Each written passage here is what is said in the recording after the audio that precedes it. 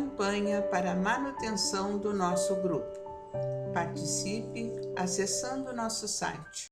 Olá, irmãos, gratidão a Deus, a Jesus, pela oportunidade de estar aqui novamente para ler um trecho do nosso Evangelho segundo o Espiritismo e fazer reflexões a respeito da lição.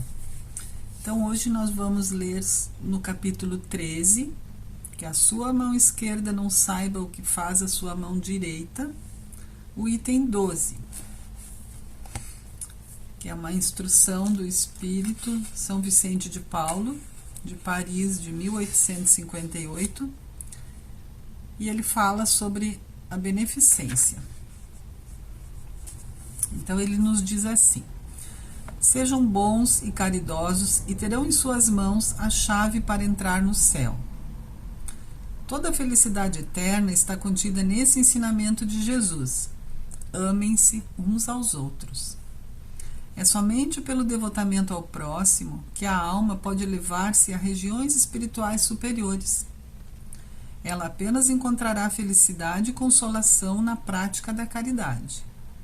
Sejam bons, amparem seus irmãos, deixem de lado a terrível chaga do egoísmo e trabalhem com o objetivo de abrir o caminho para a felicidade eterna. Quem já não se sentiu alegre com o coração batendo mais forte ao ouvir o relato de uma boa ação, de uma obra verdadeiramente caridosa? Se procurarem apenas o prazer que proporciona uma boa ação, estarão sempre no caminho do progresso espiritual. Exemplos não faltam. A boa vontade é que é rara de ser encontrada. Observe que a história sempre guarda lembranças de amor e respeito por uma multidão de homens de bem. O Cristo ensinou tudo sobre as virtudes da caridade e do amor. Por que deixar de lado os seus divinos ensinamentos? Por que fechar os olhos e os ouvidos às suas divinas palavras e o coração às suas bondosas recomendações? Eu gostaria que dispensassem mais interesse, mais fé às leituras evangélicas.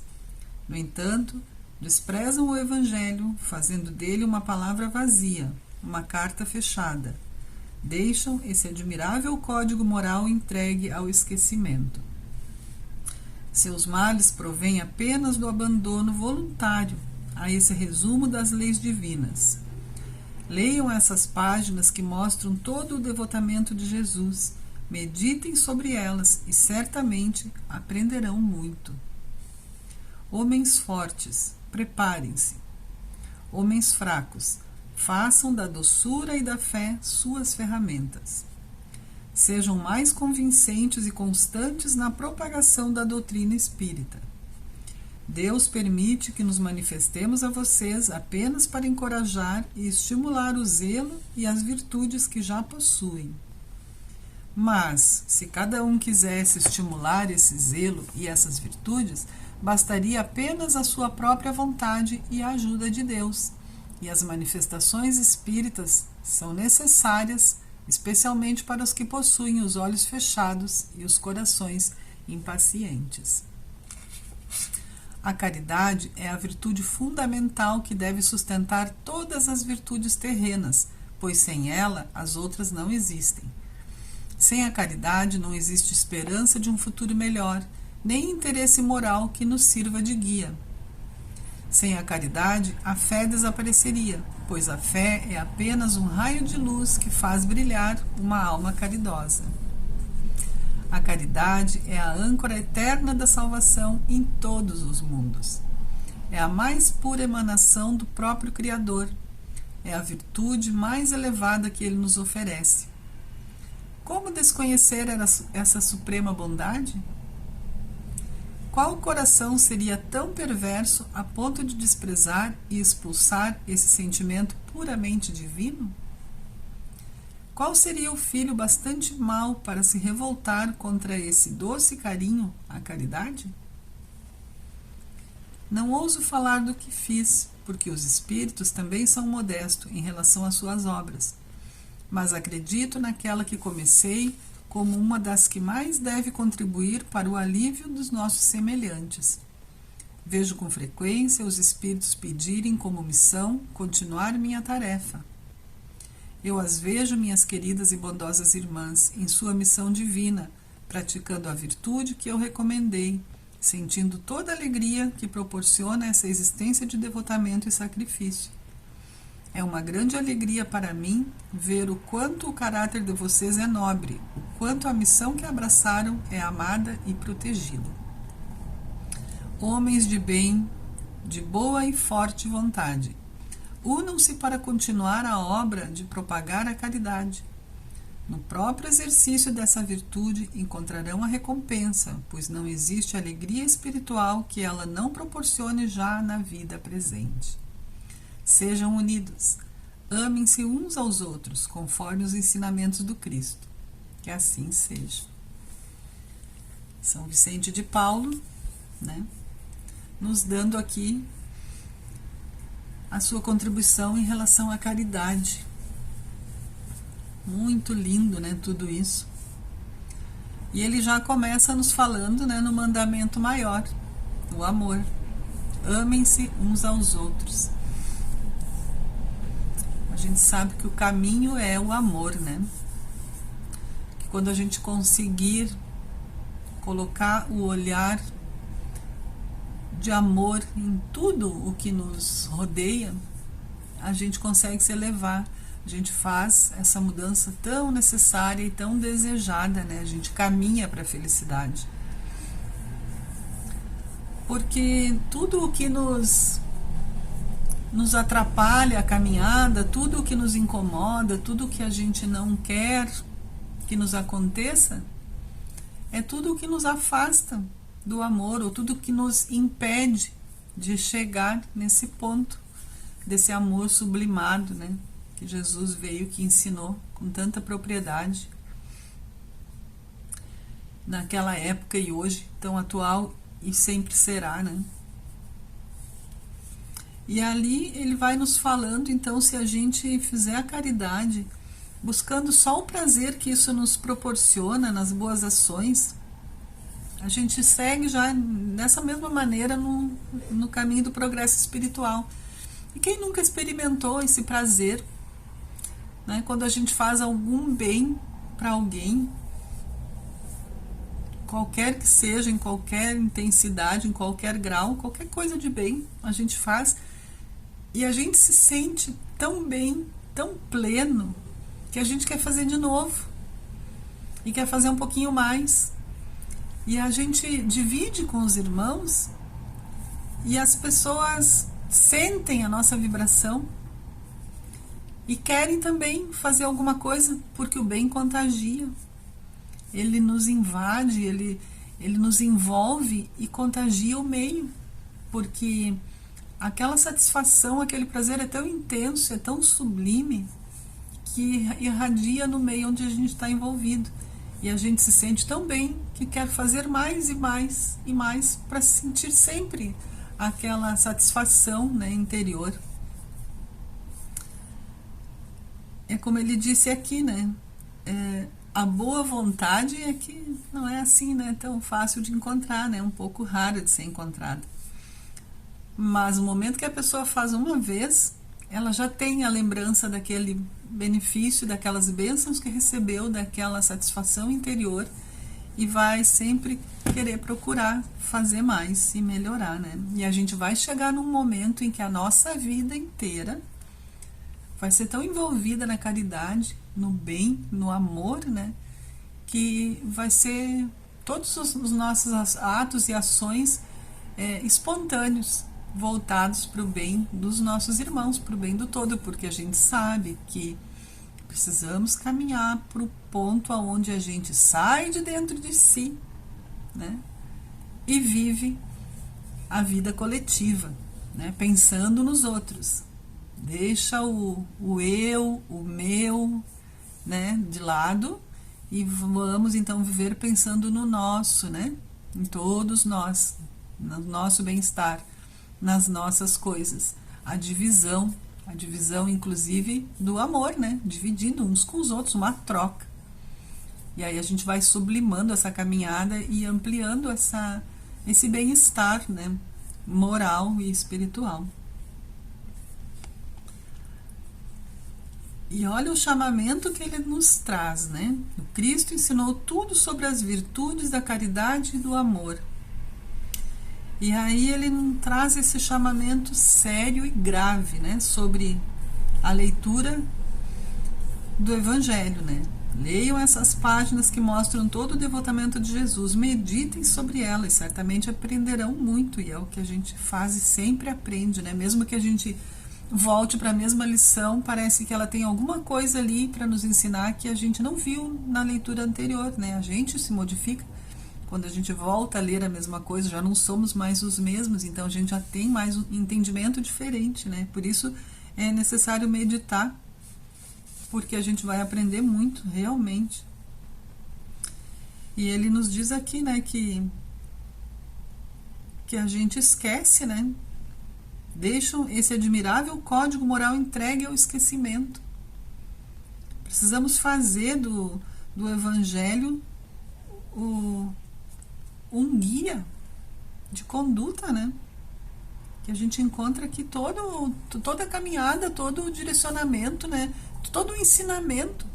A codificação espírita nos ensina e nos consola ao mesmo tempo, né? Então a gente precisa atentar para isso.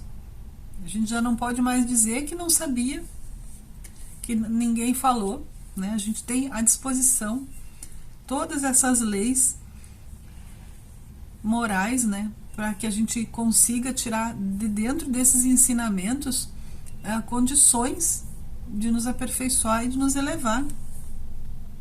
E ainda assim, ele nos diz aqui, né, que Deus permite que eles se manifestem, né, os espíritos, para nos ajudar, para nos apoiar. A misericórdia de Deus é infinita.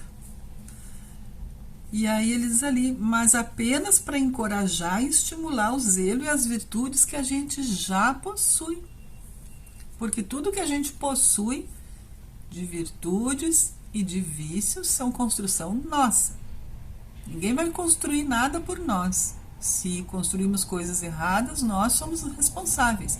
Se construímos coisas certas, nós somos, então, os vitoriosos, né? Por conseguir já desenvolver um pouco de virtudes.